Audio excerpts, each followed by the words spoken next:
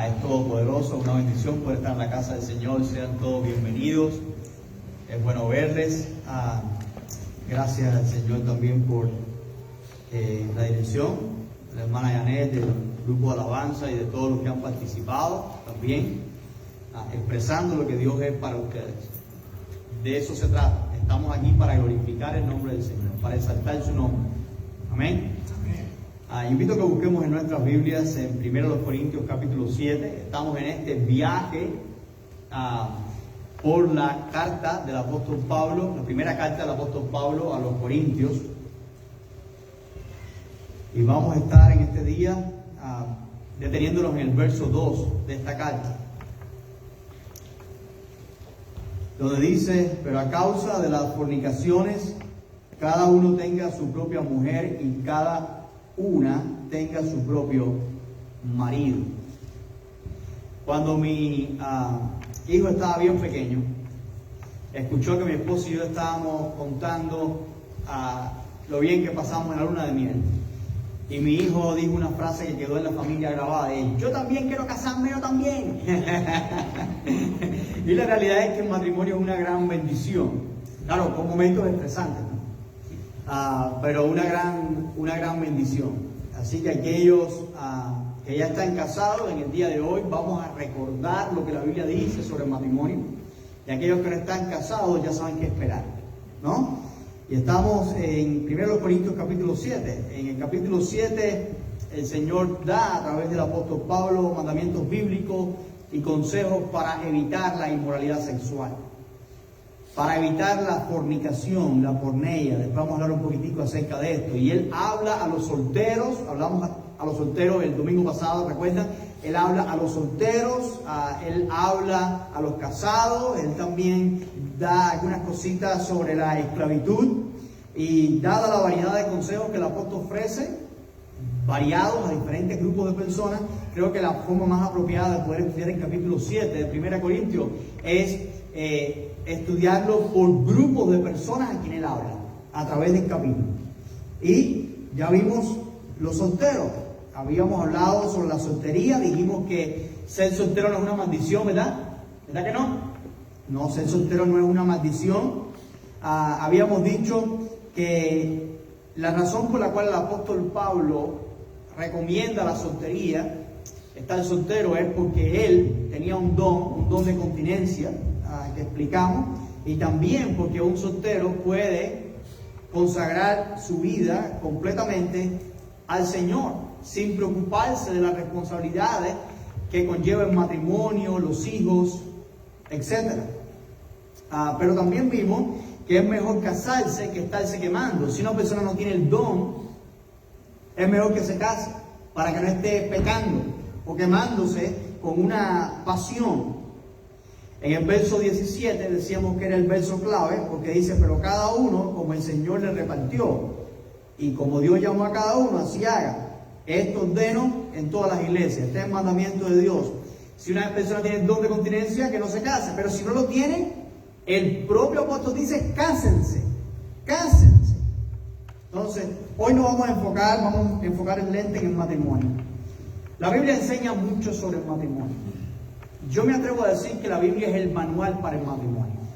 La primera institución creada por Dios fue la familia, y yo personalmente creo que sin la ayuda de Dios, el matrimonio no llega a disfrutarse según el plan divino.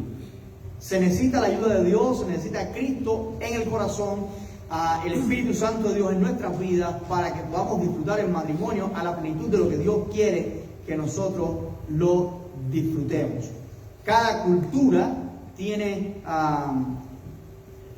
diferentes conceptos, cada cultura tiene diferentes alcances, digamos, al matrimonio. Hay características en cada cultura, pero yo no enseño el matrimonio mexicano, yo no enseño el matrimonio cubano, no enseño eso.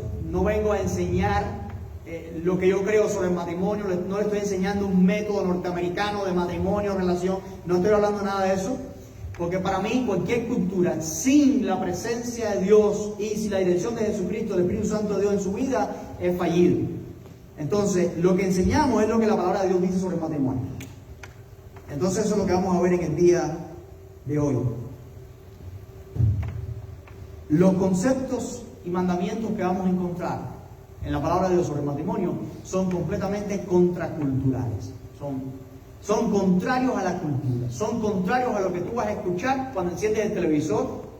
Son contrarios a lo que tú vas a escuchar cuando pasas por la autopista. Mira, por ahí, si tú agarras la 40, ahí sales en la Sony Lane, está la Sony Lane. Sales en la Sony Lane, te montas en la 40, hay un cartel grandísimo ahí, inmenso, que dice: tú eres suficiente, you're enough.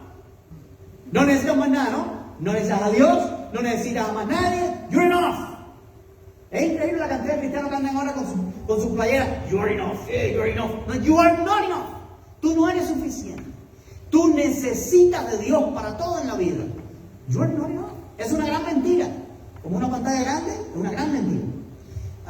No, la realidad es que necesitamos de Dios, y también el hombre fue creado con una necesidad de compañía. Desde el principio, cuando Dios creó al hombre, creó al gallo y creó a la gallina, ¿verdad? Creó al caballo y creó la yegua. ¿Y quién tuvo que poner el nombre a todos ellos? Adán. Llegó el caballo y Adán le dijo: caballo. Y llegó la yegua atrás y le dijo: yegua. Llegó el gallo y le dijo: gallo. Y llegó la gallina y le dijo: gallina. Y después que nombró a todos los animales con su pareja, él se miró y dijo: ¿y yo a quién voy? ¿Y quién está conmigo? ¿Quién me sigue a mí? ¿Quién está conmigo al lado mío para acompañarme a mí? ¿Con quién yo me puedo comunicar? ¿Con quién yo puedo hablar? ¿Quién me falta una mitad? Como todos los demás, como todo el resto de la creación. Entonces, Dios vio que el hombre estaba solo y Dios le hizo una ayuda idónea. La mujer fue hecha, mandada a hacer una ayuda idónea para el hombre. Entonces, tenemos una necesidad. Y si tenemos esta necesidad, es Dios quien provee esa necesidad. Y los mandamientos de Dios sobre el matrimonio van a ser contrarios a lo que la cultura enseña, ¿no? El verso 2, si lo leemos otra vez, dice: pero a causa de las fornicaciones, cada uno tenga su propia mujer, y cada mujer tenga su propio marido. Este verso excluye cualquier forma de inmoralidad sexual fuera del matrimonio. De hecho, la palabra porneia, la palabra que se usa aquí, fornicación, no es solamente una relación sexual antes del matrimonio, aunque así muchas veces lo entendemos. Pero esa palabra significa cualquier forma de inmoralidad sexual o cualquier forma de gratificación sexual fuera del matrimonio. Quiere decir, la homosexualidad es porneia, la pornografía es porneia, la relación con un animal es porneia. Cualquier forma o perversión del mandamiento bíblico es porneia. Y a causa del pecado, para evitar la porneia, que es un pecado, y el pecado nos lleva a la muerte, el pecado nos lleva al infierno, para evitar el pecado, entonces dice el apóstol que cada hombre tenga su propia mujer y cada mujer su propio hombre. Esto elimina la posibilidad de poligamia, esto elimina muchas cosas, ¿no? Vamos a ver 3 cosas sencillas sobre el matrimonio que son fundamentales. La primera es que la relación sexual en el matrimonio es un mandamiento. Es un mandamiento. Siempre que haya estos deseos o necesidades o capacidades en los cónyuges. Versos 3 al 4. El marido cumpla con la mujer el deber conyugal y asimismo la mujer con el marido. La mujer no tiene potestad sobre su propio cuerpo, sino el marido, ni tampoco tiene el marido potestad sobre su propio cuerpo, sino la mujer. Muchas veces las personas van al matrimonio para suplir una necesidad, pensando solamente en una necesidad. Claro que hay una necesidad, ya la mencionamos al principio, pero la Biblia compara el matrimonio con la relación entre Cristo y la iglesia. La relación entre Cristo y la iglesia es que Cristo se dio a sí mismo por amor a la iglesia. Dio su vida por la iglesia. Y la iglesia, en respuesta, debe entregar su vida al Señor. Eso es un amor sacrificial. Y si se compara el matrimonio con la relación entre Cristo y la iglesia, la relación matrimonial tiene que ser también una relación sacrificial. en que ambos se sirven por amor, en que ambos van al matrimonio para satisfacer la necesidad del cónyuge. ¿Te quieres casar? Ve al matrimonio con la idea de servir a tu cónyuge y con la idea de servirle en todo lo que tu cónyuge necesita. Y eso es lo que mucha gente no está dispuesta, ¿verdad? Mucha gente va con una lista de matrimonio y esa lista incluye, bueno, que sepa cocinar bien, que sepa planchar bien, que sepa limpiar bien, que sea organizado, porque yo no soy organizado, que haga esto, y vamos con esta lista, ¿verdad? Y ya encontramos la persona, nos casamos y al otro día por la mañana nos damos cuenta que hay algunas cosas en la lista que no están funcionando como pensamos. Y ahí vienen los problemas. Ahí vienen los problemas en el primer año, en el segundo, en el tercero, hasta en el quinto. ¿Por qué? Porque vamos con esa lista de que nos sirvan. Padres que están aquí, le hacemos mucho daño a nuestros hijos cuando le hacemos todo a nuestros hijos. Porque el día que los hijos se vayan de casa, si le hacemos todo a nuestros hijos, ellos van a esperar que sus esposas los sirvan a ellos en todo, porque se lo han hecho todo. Y ellos no van a poder servir. Piensen en esto. La idea popular es, mi cuerpo es mío y yo hago con mi cuerpo lo que yo quiera hacer. ¿Usted lo ha escuchado? Mi cuerpo es mío y yo hago con él lo que yo quiera hacer. Y esta filosofía es mentira. Es tan mentira como aquella que dice, you are enough. Porque en primer lugar, nuestros cuerpos son de Cristo y en segundo lugar, nuestros cuerpos son de nuestro cónyuge, de nuestra esposa o esposo, en caso de las mujeres, ¿no? El Señor Jesucristo dice que la gloria es de los primeros capítulos, recuerda, la gloria es de Dios. Aquí no, en la iglesia no puede haber grupitos, no se puede formar un grupito de no, este es el grupito del pastor tal y aquel es el grupito del pastor Mengano, como pasó en la iglesia de los Corintios. No, nada de eso. ¿Por qué? Porque nosotros somos de Cristo. Cristo fue quien pagó por nosotros en la cruz de Calvario, a precio de sangre. Nuestros cuerpos son de Cristo. Esta es la mano de Cristo, esta es la boca de Él. Así es como Dios nos quiere ver, ¿no? Entonces, nuestros cuerpos son de Cristo, pero cuando nos casamos, nuestro cuerpo es de Cristo, sigue siendo de Cristo, pero también es de mi esposa. Es de mi esposa. Y esto significa que tengo que hacer con mi cuerpo, en primer lugar, lo que honre a Cristo, y debo hacer con mi cuerpo lo que honre también a mi esposa. Muchas veces, sin querer, la cultura influencia nuestras mentes. Y aunque no creemos eso así, como mi cuerpo es mío, sí sabemos que somos de Dios y todas esas cosas, pero en nuestra mente podemos estar pensando y creyendo esas mentiras, ¿no? Vemos, por ejemplo, que aunque sabemos lo que la Biblia dice, hay cónyuges que dicen, no, yo me visto como me da el deseo. Me pongo esta camisa porque esta sí es la que me gusta a mí. Y ahí está el esposo obstinado, pero si le queda mal, si parece un tamal con esa camisa, ¿por qué se pone esa camisa? Y la esposa obstinada, tú ves la esposa con una cara larga y el esposo más contento con la camisa. Si te pones una camisa, que agrades a tu esposa, porque es para agradar a tu esposa. Porque el cuerpo tuyo pertenece a quién? A tu esposa. Si el esposo te dice, ay, esa ropa no te queda así, o esta ropa, pues, escucha bien, tú estás aquí para agradar a tu esposa. En primer lugar, agradar a Dios, y en segundo lugar, agradar a tu esposa, o a tu esposo si eres una mujer, ¿no? La única excepción para la satisfacción de los deseos sexuales en el matrimonio es algo de lo que no se predica, ¿no? Claro que también está la excepción, debiera hablar también, si hay un problema de salud y no se puede tener relaciones sexuales, si hay ya cuando llega a la edad y no existen esos deseos, pues obviamente está esa excepción. Pero la Biblia habla de una excepción que los cristianos no practicamos y que no hablamos y que es importante que hablemos en el día de hoy. Escuchen bien todos los casados que están ahí. Versos 5 y 6. No os neguéis el uno al otro, a no ser por algún tiempo de mutuo consentimiento, para ocuparos sosegadamente en la oración y volver a juntaros en uno, para que no os tiente Satanás a causa de vuestra incontinencia. La única excepción, fíjese que el verso 6 dice, mas esto digo por vía de concesión, no por mandamiento. Esto no es un mandamiento, ¿okay? No piense que el pastor está dando un mandamiento aquí, ni el apóstol está dando un mandamiento. Es una concesión, es una libertad, es una licencia. Aquellos que están casados pueden abstenerse de tener relaciones por unos días cuando quieran dedicarse sosagradamente a la oración.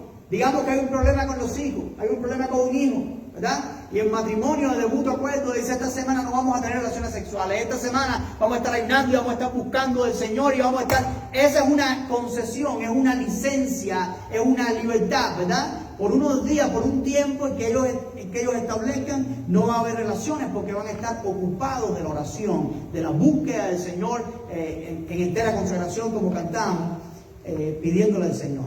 Eso es una licencia que el Señor nos da. Pero después vuelvan a unir. Porque si no, ¿qué va a pasar? El enemigo usa eso para que no tiente Satanás a causa de vuestra incontinencia. Cuando la mujer se niega al deseo sexual del marido, o el marido se niega al deseo sexual de la mujer, no estoy diciendo que esa persona, que el cónyuge va a pecar, y tampoco digo que estoy justificando al cónyuge, pero estoy diciendo que está permitiendo que Satanás tiente. Y déjame decirle algo: es mejor no ser tentado que ser tentado y vencer. Es mejor no ser tentado, es mejor no tener la tentación, es mejor no caer en la tentación, a vencer la tentación y decir soy un toro en sí. No. Es mejor no vencer la tentación. No tener ni la tentación. Ser librado completamente de ella. ¿Recuerda usted alguna otra puerta que el diablo puede usar, que el apóstol Pablo nos haya dicho? Dice: no se ponga el sol sobre vuestro enojo, ni deis lugar al diablo. ¿Por qué? Porque cuando nos enojamos, y esto pasa mucho en el contexto del matrimonio, porque imagínate, estás viviendo con la esposa. Entonces, va a haber roce, va a haber problemas, nos vamos a enojar. Y cuando nos enojemos, no se puede poner el sol sobre nuestro enojo, no podemos dejar resolver ese problema para mañana, ni para pasado mañana, ni en una semana se me va a olvidar. No. Cuando hay un problema, antes de que usted llegue a cama, usted hable con su esposa, con su esposo, usted reconcíliese, porque si no, el enemigo puede usar eso como una grieta en la pared para destruir la casa. El enemigo está buscando por dónde meter la pezuña, por dónde destruir ese plan precioso de Dios del matrimonio. Entonces no podemos dejarle brecha al enemigo. El tiempo de oración o de solitud en el matrimonio es bíblico, una libertad. Y es un arma poderosa de la que se habla muy poco, o no se habla, pero es necesario. Pero los casados pueden experimentar la bendición de dedicar un tiempo de oración y de búsqueda del Señor. Si hay algún problema en la familia, practica eso. Habla con tu esposa, ¿no? O con tu esposo. No voy a hacer que diga: no, esta semana voy a hacer de solitud. Y siempre, si no le dicen al esposo va a pensar que está bravo con él. No, de mutuo acuerdo, los dos tienen que hablar y decir: mira, vamos a dedicar esta semana, o estos 3 días, o estos 2 días, o este día, lo que sea, a la búsqueda del Señor sobre este asunto. En segundo lugar, el matrimonio es una unión indivisible mientras los cónyuges vivan. Dice el verso 10 al 11: pero a los que están unidos en matrimonio mando no yo, sino el Señor, que la mujer no se separe del marido. Y si se separa, quédese sin casar, o reconcíliese con su marido, y que el marido no abandone a su mujer. Esto es un mandamiento del Señor Jesús. Me llama la atención, si vamos al libro de Malaquías, capítulo 2. El Señor habla en Malaquías capítulo 2 a los sacerdotes de la nación. Los sacerdotes de la nación. Estaban muy complicados esos sacerdotes. Había muchas cosas que estaban haciendo los sacerdotes que estaban mal. Pero una de las cosas terribles que estaban haciendo esos sacerdotes es que ellos estaban siendo infieles a sus esposas. Y el Señor le llama la atención. En Malaquías 2:13, dice Malaquías 2:13: y esta otra vez haré cubrir el altar de Jehová de lágrimas, de llanto y de clamor, así que no miraré más a la ofrenda para aceptarla con gusto de vuestra mano. Me diréis: ¿por qué? Porque Jehová ha atestiguado entre ti y la mujer de tu juventud, contra la cual has sido desleal, siendo ella tu compañera y la mujer de tu pacto, de tu pacto, de tu pacto. No hizo el uno, habiendo en él abundancia de espíritu. ¿Y por qué uno? Porque buscaba una descendencia para Dios. Guardaos pues en vuestro espíritu y no seáis desleales para con la mujer de vuestra juventud. Porque Jehová, Dios de Israel, ha dicho que él aborrece el repudio. Y al que cubre de iniquidad su vestido, dijo Jehová de los ejércitos. Guardaos pues en vuestro espíritu y no seáis desleales. Hay algunas versiones de la Biblia que dice: Jehová aborrece, odia el divorcio. Es lo mismo, el repudio. ¿Qué estaban haciendo estos sacerdotes? Estaban siendo infieles a la mujer de su pacto, a sus esposas, con las cuales ellos habían hecho un pacto de fidelidad. Y el Señor le está diciendo: no hizo el uno habiendo en él abundancia de espíritu. En otras palabras, si Dios hubiera querido que tú tuvieras más de una mujer, Dios hubiera podido hacer más de una mujer para ti, pero no, eso no fue lo que Dios hizo. Dios hizo una mujer para cada hombre. Y porque ¿qué es lo que Dios quiere verdaderamente? Una simiente santa. En otras versiones dice hijos que le adoren o que le den la gloria, o hijos santos, ¿no? Si los sacerdotes hacían esto, eso iba a afectar a sus hijos. Iba a afectar todas las generaciones, porque eso es lo que las generaciones iban a ver. Pero lo que más me sorprende es que cuando pasamos la página, llegamos al Nuevo Testamento, en ese cruce de páginas pasaron 400 años de la historia, y la nación está igualita. Hay tantas cosas que Dios le había dicho a estos sacerdotes en Malaquías, que Cristo se las repite después a los fariseos en el Nuevo Testamento. La situación en los 400 años no hubo ninguna mejora. En esos 400 años la nación siguió tan perdida como siempre. Dios fue fiel en mantener un sacerdocio, Dios fue fiel en mantener, pero al parecer, en sentido general, cuando el Señor llega se encuentra una situación idéntica al libro de Malaquías. Mateo 19. Pudo ver algunas excepciones por ahí en esos 400 años, pero estoy hablando en sentido general. En Mateo 19, mira ahora a partir del verso 3, cómo el Señor le habla a los fariseos, a los líderes religiosos. Entonces vinieron a él los fariseos tentándole y diciéndole: es lícito al hombre repudiar a su mujer por cualquier causa. ¿Se puede divorciar uno por cualquier causa? ¿No? Él respondiendo les dijo: ¿no habéis leído que el que los hizo al principio, varón y hembra los hizo? Y dijo: por esto el hombre dejará padre y madre y se unirá a su mujer, y los dos serán una sola carne. Así que no son ya más dos, sino una sola carne. Por lo tanto, lo que Dios juntó, no lo separe el hombre. Le dijeron: ¿por qué pues mandó Moisés dar carta de divorcio y repudiarla? Él les dijo: por la dureza de vuestro corazón. Moisés os permitió repudiar a vuestras mujeres, mas al principio no fue así. Es decir, que Moisés a la nación de Israel le haya dado concesión, licencia para carta de divorcio por la dureza del corazón, porque había mujeres que eran infieles, habían hombres que eran infieles, y entonces Dios permitió eso, pero por la dureza del corazón, no porque era la voluntad de Dios. Que David haya tenido 4 mujeres, 5 mujeres o 1000 mujeres, no es porque es la voluntad de Dios, es por la dureza de su corazón, y bastante sufrieron esos reyes por tener esas mujeres.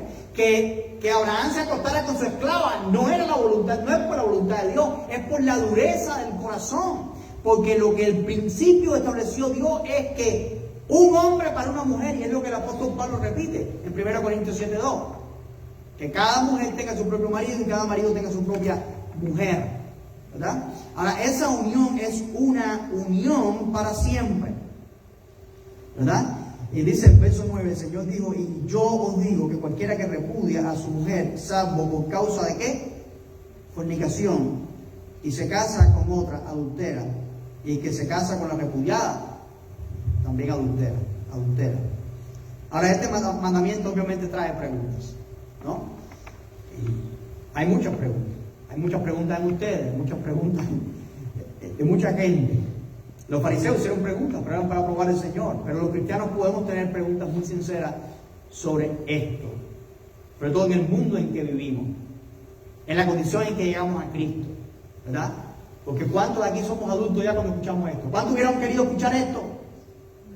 Mucho antes, ¿no? Entonces hay muchas preguntas, y una pregunta es si una mujer o un hombre conoce a Cristo y su esposo no es cristiano, su cónyuge no es cristiano, ¿qué debe hacer? ¿Debe separarse de su esposo o qué debe hacer? Si no es cristiano, verso 12 al 16, 1 Corintios 7, 12 al 16. Y a los demás yo digo, no el Señor, si algún hermano tiene mujer que no sea creyente y ella consciente en vivir con él, no lo abandone. Y si una mujer tiene marido que no sea creyente y él consciente en vivir con ella, no lo abandone. Porque el marido incrédulo es santificado en la mujer y la mujer incrédula en el marido, pues de otra manera vuestros hijos serían inmundos, mientras que ahora son santos. Pero si el incrédulo se separa, pues sepárese. Pues no está el hermano o la hermana sujeto a servidumbre en semejante caso, sino que a paz nos llamó Dios.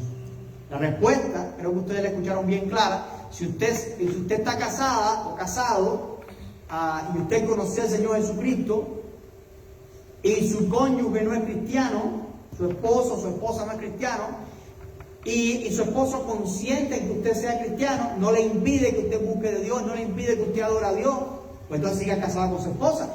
O su esposo ore para que su cónyuge conozca de Cristo, ¿verdad? Y él puede ser santificado, él puede llegar a conocer al Señor por medio del testimonio de usted. Y yo he visto muchos ejemplos de eso en la vida práctica.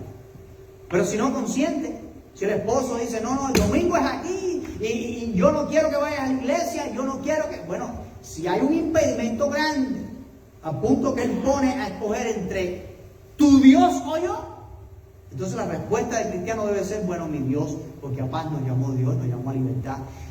Nuestros cuerpos en primer lugar pertenecen al Señor. La obediencia es a Dios en primer lugar. Y después a nuestro cónyuge, no al revés, ¿no?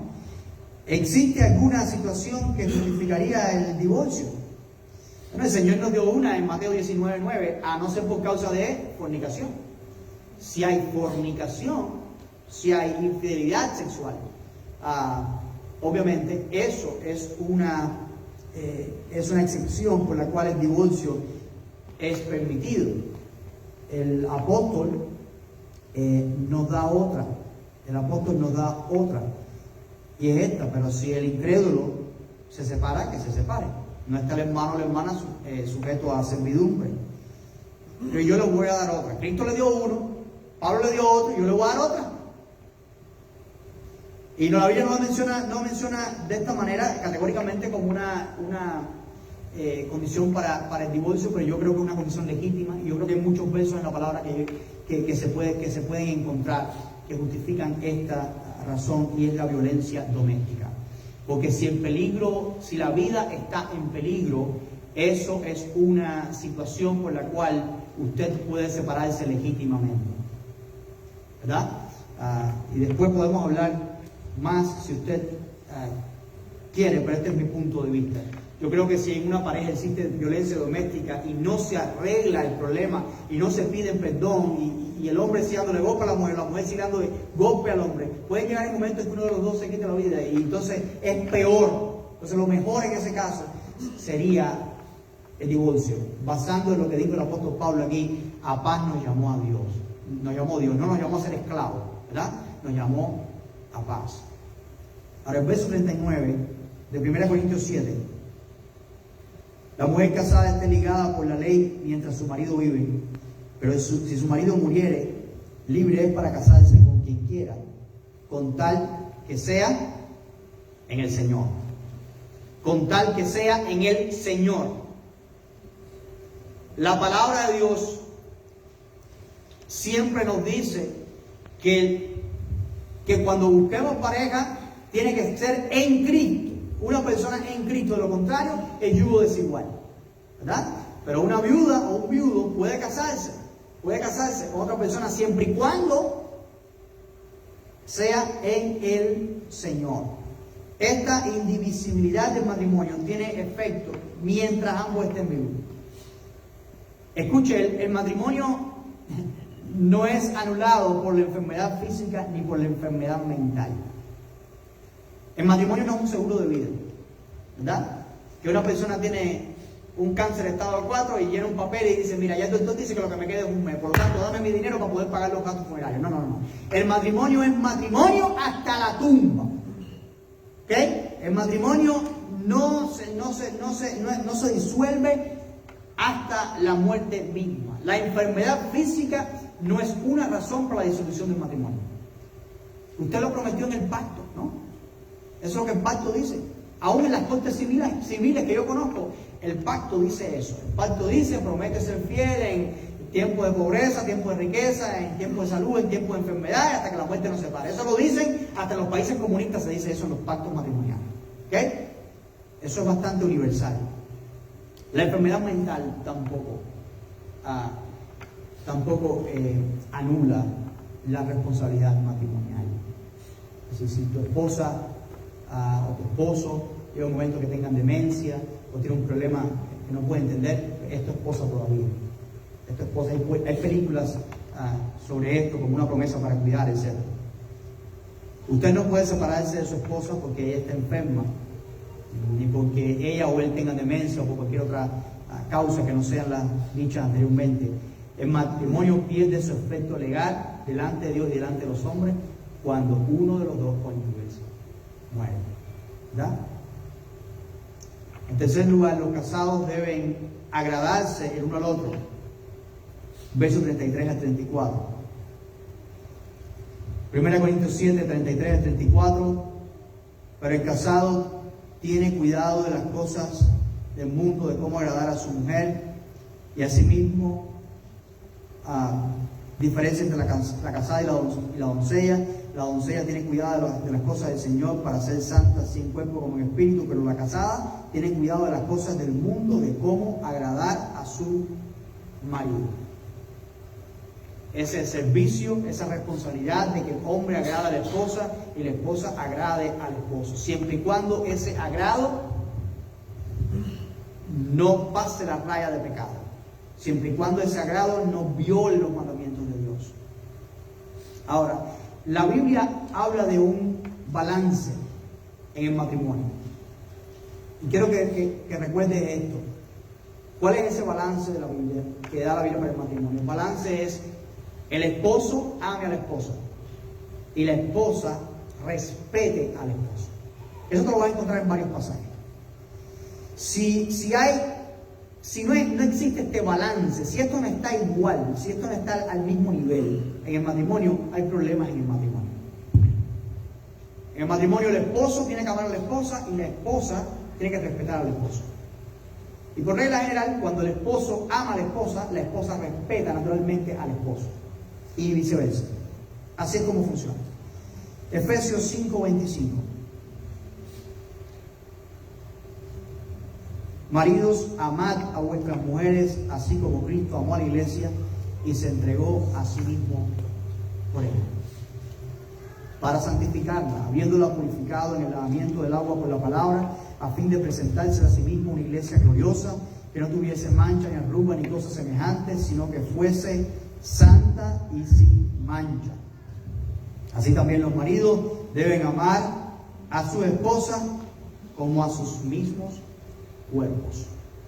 ¿Verdad? El que ama a su mujer, a sí mismo se ama.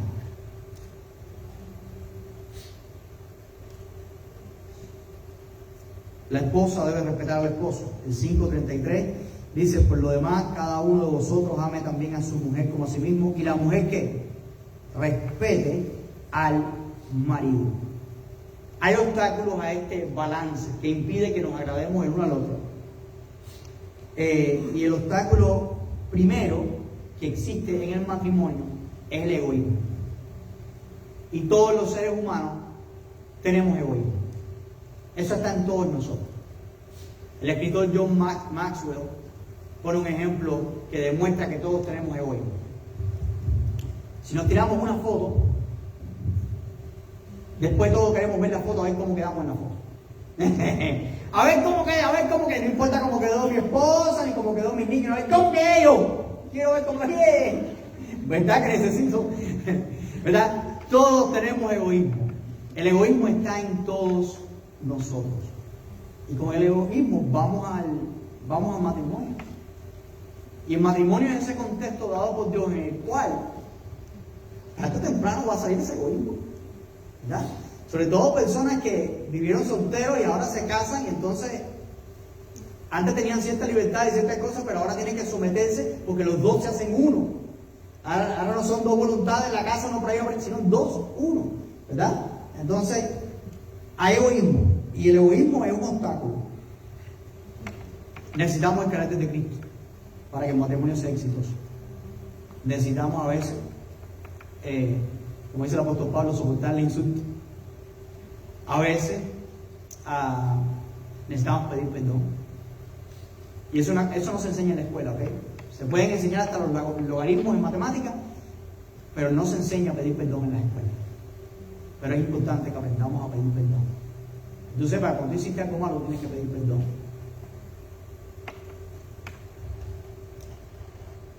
La cura para ese egoísmo está en Filipenses.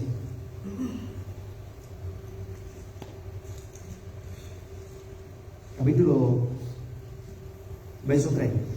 Y esta es la cura para todas las relaciones, incluyendo la relación matrimonial.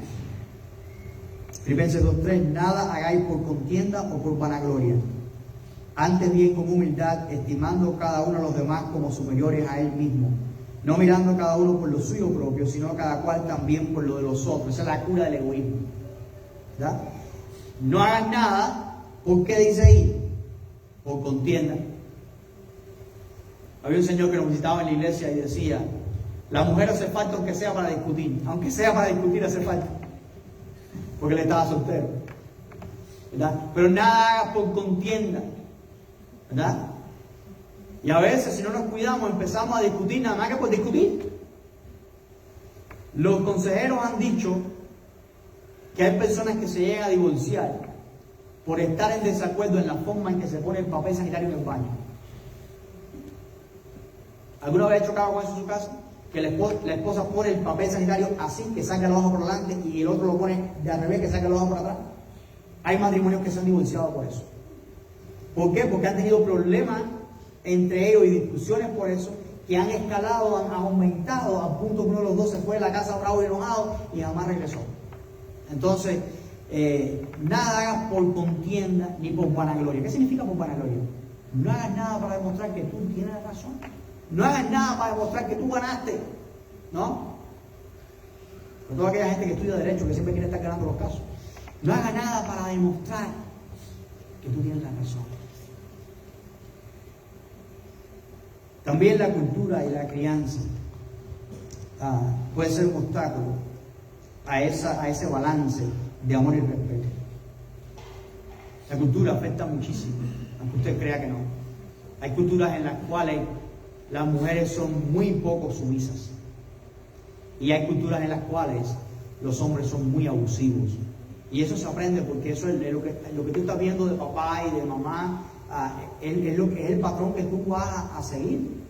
La forma en que tu papá te gritó a ti es como tú le vas a gritar a los hijos. ¿No? Lo que vemos en casa eso es lo que nosotros arrastramos.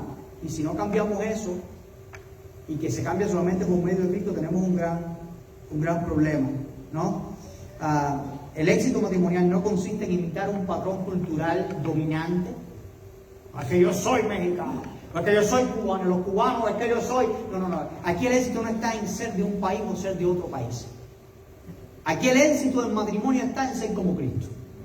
Ese es el éxito del matrimonio. Entonces por eso lo que enseñamos es los principios de la palabra de Dios. Aquí el que gana es el hombre que ama a su mujer. ¿Verdad? Fíjate lo que dice el tío. El éxito está en que tú ames a tu mujer. Y el éxito está en que la mujer respete al marido. ¿Verdad? De cualquier cultura. O sea, en Puerto Rico es muy difícil para las mujeres, creo, someterse a los esposos. Son muy liberales, según me han dicho los propios hermanos allí. Bueno, pues tienen que aprender a someterse a sus esposos y a respetar a sus esposos. Si quieren un matrimonio bendecido por Dios, tienen que obedecer a Dios. Lo otro que afecta muchísimo es la falta de comunicación. Estoy terminando. La falta de comunicación. Porque si el balance radica en que el esposo ame a la esposa y que la esposa respeta al esposo, tenemos que comunicarnos claramente qué es para mi esposa que yo la ame a ella y qué es para mí que ella me respete. ¿Me explico? Y como yo no soy adivino, ni ella tampoco, tenemos que comunicarnos. Y eso es difícil. La comunicación es muy difícil, ¿no? Pero es importante comunicarnos. Porque yo puedo pensar que amar a mi esposa es llevar el cheque una vez al mes y diga, ella es la dueña de mi quincena y ya todo está bien. Puedo pensar eso, puedo pensar que amar es eso. Y sí, en cierto sentido, estás demostrando tu amor proveyendo. Pero amor es más que eso. Lo que más la esposa necesita es que tú pases un tiempito con ella. Que le regales una flor silvestre, ¿verdad? Que le diga que le queden bonitos los zapatos. Que le agradezca por la comida. Que hay muchas cosas que son importantes y que ella percibe, la mujer percibe el amor de esa manera. Y entonces es importante que se comuniquen en uno al otro. Y también la esposa puede decir, no es que yo respeto a mi esposo. Mira, yo respeto a mi esposo porque yo no estoy buscando a ningún otro hombre, yo no me testeo con ningún otro hombre, yo soy fiel a mi esposo, sí, gloria a Dios. Esa es una forma de respetar al esposo, pero eso no es todo lo que respeto significa. ¿Cómo tú hablas de tu esposo con otras personas? ¿Cómo tú llamas a tu esposo? ¿Lo llamas despectivamente? ¿Cómo tú hablas cuando tu esposo trae una idea?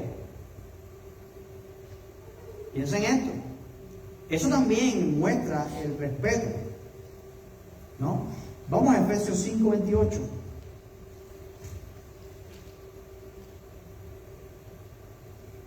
Así que los maridos deben amar a sus mujeres como a sus mismos cuerpos. Y el que ama a su mujer, a sí mismo se ama, ¿verdad? Pero vamos a 1 de Pedro 3:7.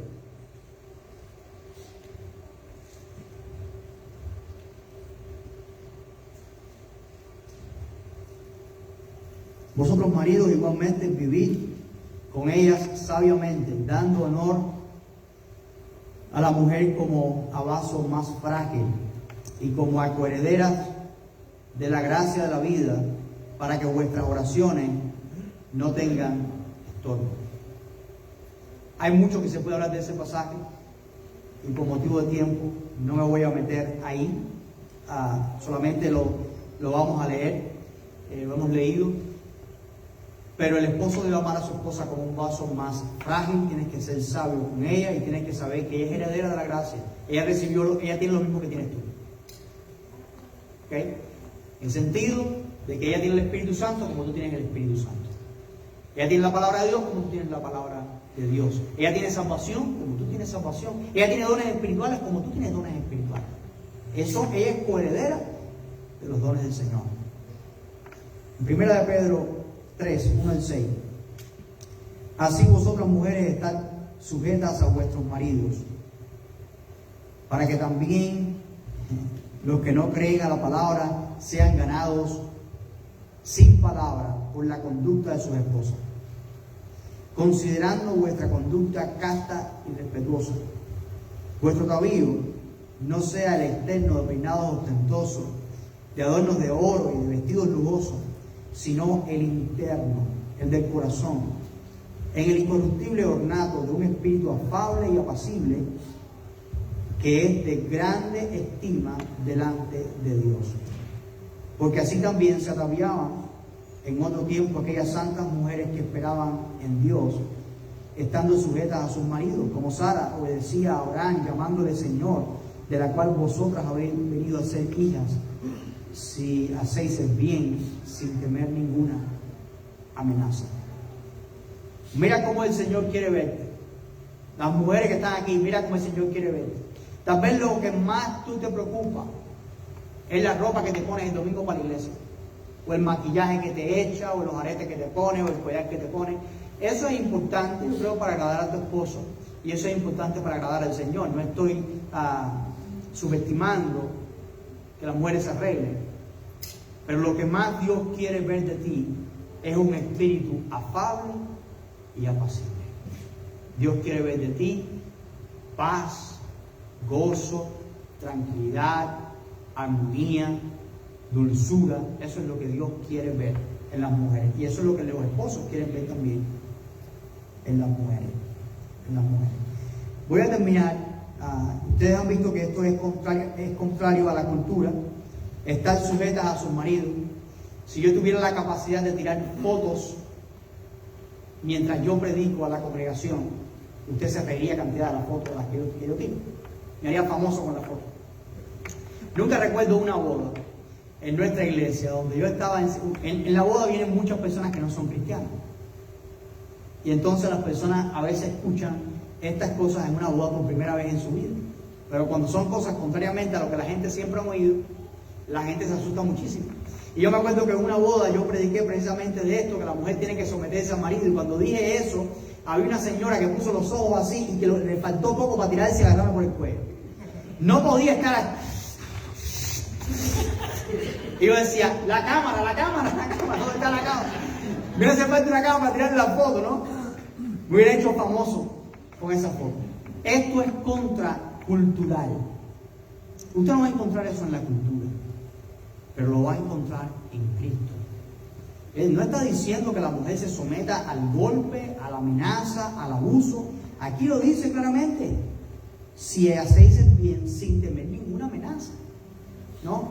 Si el esposo ama a la esposa como Cristo amó a la iglesia, la esposa naturalmente va a someterse y a respetar a su esposo, como mismo la iglesia tiene que respetar a Cristo.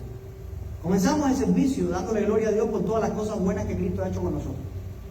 Pero todos nosotros estamos llamados a tener el carácter de Cristo: el amor, el gozo, la paz, la paciencia, la benignidad, la bondad, la mansedumbre y el dominio propio. Esa es la voluntad de Dios para nuestras vidas. Voy a terminar con Génesis 2:24. Génesis 2:24. Por tanto, y esto es el principio, ¿no? Por tanto, dejará el hombre a su padre y a su madre y se unirá a su mujer, y serán, ¿qué? Una sola carne. Como comentaba en el día de hoy en la mañana, en una clase, cuando dice que serán una sola carne, no está hablando solamente de la unión física, porque nosotros somos más que carne, ¿no? Somos almas vivientes, con un espíritu, ¿verdad? Tenemos un cuerpo. Entonces, en la relación matrimonial, el plan de Dios es que haya una intimidad, que el hombre y la mujer se lleguen a ser uno en espíritu, alma y cuerpo. Uno en espíritu significa que ambos tengan devoción a Dios. Por eso la Biblia prohíbe el yugo desigual, porque no hay intimidad espiritual entre un creyente y un incrédulo. El creyente va a pensar una cosa y el incrédulo va a pensar otra completamente diferente, y va a haber muchos problemas ahí. El Señor prohíbe eso, ¿no? La comunión espiritual es una devoción mutua hacia Dios y hacia ellos mismos. Un compromiso de servir a Dios y servirse a ellos dos. Un compromiso de amar a Dios y de amarse a ellos dos. También es una intimidad psicológica. Es decir, estar conectados en la misma mente, voluntad, emociones, que puedan comunicarse sus deseos, sus aspiraciones, sus planes, sus emociones, que puedan comunicarse eso para que haya un entendimiento mutuo. Cuando los dos se entienden, el matrimonio funciona bien. Si no se entienden, no hay una intimidad verdadera. Si solamente hay una intimidad física o carnal, pero no están en la misma página, no creen lo mismo, no se ponen de acuerdo, no hay una verdadera unidad. En el plan de Dios, el esposo y la esposa se comunican, sean de un mismo sentido, tienen un mismo sentido, una misma mente, mismos planes. No están de acuerdo en todas las cosas, pero se saben comunicar todas las cosas. Y también, obviamente, una intimidad física que logra una satisfacción mutua. Es Dios y solamente Dios quien puede bendecir el matrimonio. Y todos los casados necesitamos la ayuda de Cristo diariamente. Diariamente necesitamos la ayuda de Cristo para que el matrimonio tenga éxito. éxito. Lo dije yo al padre de una joven que casé hace muchos años. Le dije, yo no le puse una vacuna a tu hija y a su esposo. Yo no los inmunicé contra los problemas. Yo solamente le enseño los principios bíblicos para que su matrimonio tenga éxito. Pero eso es una victoria que tiene que lograrse diariamente. Una lucha diaria por esa unidad, por esa intimidad física, psicológica y espiritual. Oremos. Padre que estás en los cielos, te damos las gracias por este día y te damos las gracias por el apóstol Pablo. Te damos gracias aún por los problemas que pasaron en Corinto. Porque si no hubiera habido estos problemas, esta carta no se hubiera escrito. Y si no se hubiera escrito esta carta, no supiéramos mucho de estas cosas. Entonces te damos gracias porque tú permitiste aún estas cosas en Corinto para glorificar tu nombre. Y esto es algo que solamente tú puedes hacer, glorificarte a pesar de los problemas. Señor, hay muchos hermanos aquí que estamos casados y necesitamos tu ayuda en nuestros matrimonios, necesitamos tu bendición en nuestros matrimonios. Hay muchos aquí también que desean casarse y aún no están casados. Te pedimos que tú les proveas su cónyuge según tu voluntad. No, Señor, aquel que el enemigo ponga como un medio de distracción o una piedra de tropiezo en el camino, sino aquella compañía que tú quieres para él o para ella, según tu voluntad, en tu tiempo y en tu forma. Líbralos de atajos. Líbralos de desesperos. Líbralos de malas decisiones. Ayúdanos a serte fieles y darte honra. En el nombre de Cristo Jesús. Amén. Señor les bendiga.